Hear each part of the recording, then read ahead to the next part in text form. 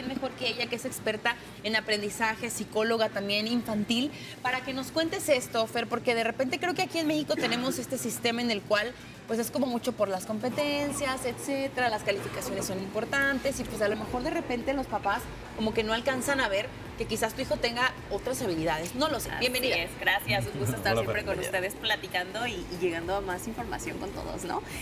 Sí, definitivamente creo que estamos en un mundo en donde definimos y nos encasillamos en etiquetas y hablamos en el tema escolar en etiquetas con número, ¿no? Creemos que un número va a definir un rendimiento o una habilidad o algo en nuestros hijos y creo que pues bueno, estamos equivocados porque definitivamente un número no muestra más que lo que tu hijo recuerda, no lo que tu hijo es.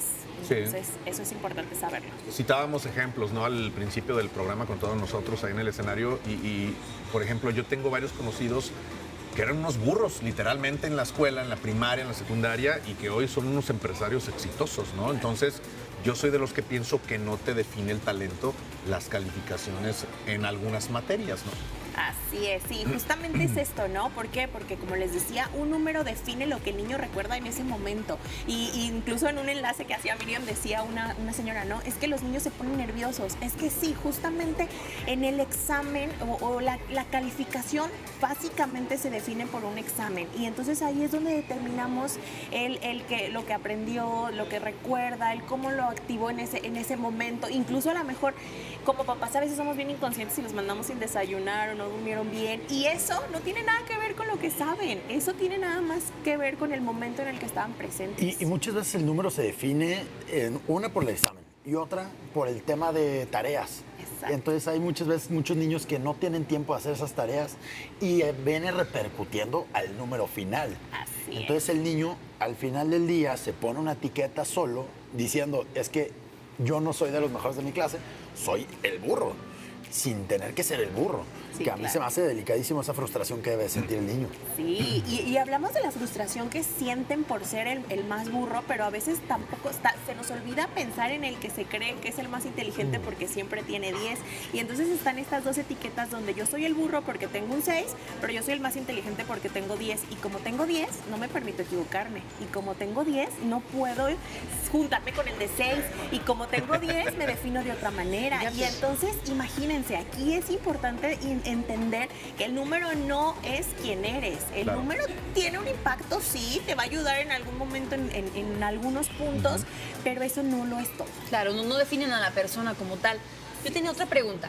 No sé aquí si sea más cuestión de las escuelas o de la educación en casa, porque yo sí me acuerdo, digo, no sé si todo esto ha ido evolucionando, pero a mí no se me permitía llegar a casa con un 8. O sea, entonces yo siempre fui como muy aplicada, pero por el tema de que en mi casa era una regla tener 10 o 9, si no, pues era un regaño, ¿no? Una llamada de atención. Entonces me imagino que hay muchas personas que siguen como este patrón y como tú decías, ¿no? De repente el niño es como, no me puedo equivocar para nada porque pues no puedo ser un mediocre que saca 8, esa es la verdad.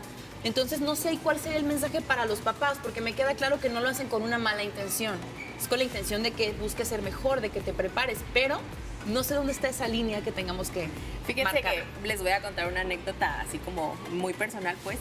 Mi hija, hace meses que aplicó sus primeros exámenes, tenía el tema de, estaba yo teniendo a mi segundo bebé, ¿no? Y entonces ella, pues bueno, yo estaba preocupada porque yo decía, ¿cómo se va a concentrar si ella es consciente? Porque ella me decía antes de que yo estuviera en el parto, me decía, oye, mami, pero pues algo puede pasar. O sea, todo está seguro, pero algo puede pasar. Yo decía, sí, pero tú te tienes que ocupar de lo tuyo, ¿no?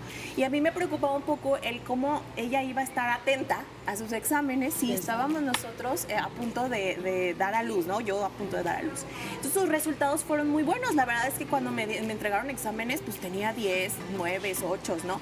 Para mí son buenos. Y yo decía, a mí no me importa lo que ella sabe, sino la capacidad que ella tuvo de enfocarse en un momento en donde afuera había incertidumbre, afuera había miedo, pero ella pudo decir, ahorita estoy atenta a lo que me toca y que el mundo gire.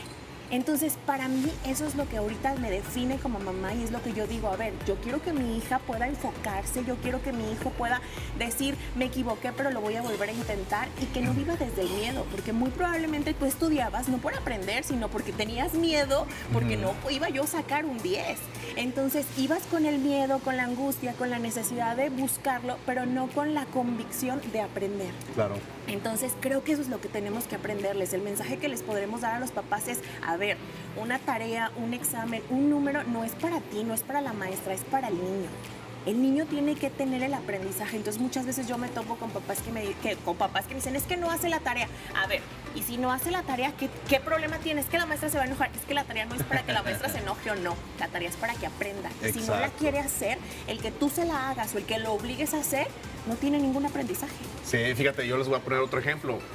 Yo tengo 2 hijos y afortunadamente los 2 profesionalmente son exitosos, ¿no? Pero eran muy distintos. Mi hija era de esas macheteras que se la pasaba, iba a tener examen y se encerraba yo creo que un mes antes para estar tras.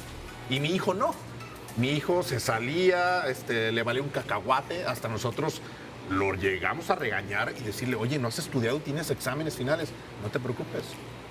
Yo comprendí durante las clases lo que tengo que hacer, pero de cualquier forma, dale una leída, ¿no? Entonces llegaban los exámenes y este cuate, pues, obviamente sacaba puras buenas calificaciones. Le iba bien. Mi hija también, pero era machetera. Entonces, aquí hay 2 ejemplos de los que tú pusiste un ejemplo, ¿no?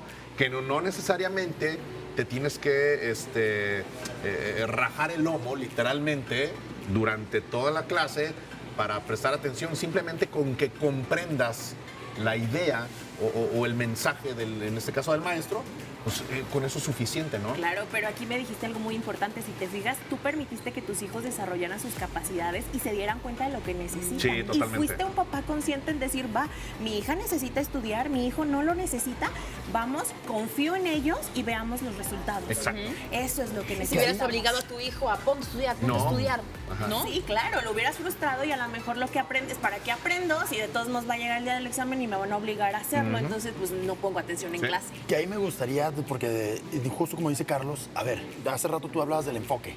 Estamos en un sistema donde te enseñan a que tienes que aprender todo, pero a lo mejor no todo es para ti. Exacto. Entonces no encuentras tu habilidad y pues te frustras porque tú no eres bueno en matemáticas, pero te piden matemáticas a la fuerza, cuando tu habilidad está por otro lado y no la desarrollas como la debes de desarrollar. Así es, sí, eso es bien importante porque justo muchas veces como papás no es bueno en matemáticas y lo meten a clases de matemáticas y yo digo, pero si es bueno en dibujo, ¿por qué no lo metes a clases de dibujo? Y bueno, a lo mejor te va a tocar entender que tu hijo no es bueno en matemáticas y que a lo mejor va a ir sobresaliendo ahí poco a poquito con un 6 de panzazo, a veces le va a tocar repetir, pero tiene un papá que lo apoya y que cree en él, en lo que sí sabe, en lo que sí puede. Y lo que le gusta y en su capacidad. Exactamente, sí. Y entonces eso es mirar a nuestros hijos, Sí. es saber que todos somos distintos y no podemos estar en un Entenderlos. mismo. Exacto. Ya para cerrar el tema, Fer, yo creo que es fundamental, ¿no? El papel que jugamos nosotros como papás para que ellos, obviamente, desarrollen sus talentos en lo que deben y en lo que les gusta, ¿no? Así es, sí, y que tener bien en claro que un número no va a definir lo que eres, sino más bien Totalmente. cómo aplicas lo que sabes. De acuerdo. Muy bien, muchas gracias, Fer. Gran tema. Y bueno, vamos a continuar, vámonos con Carlita Gallegos.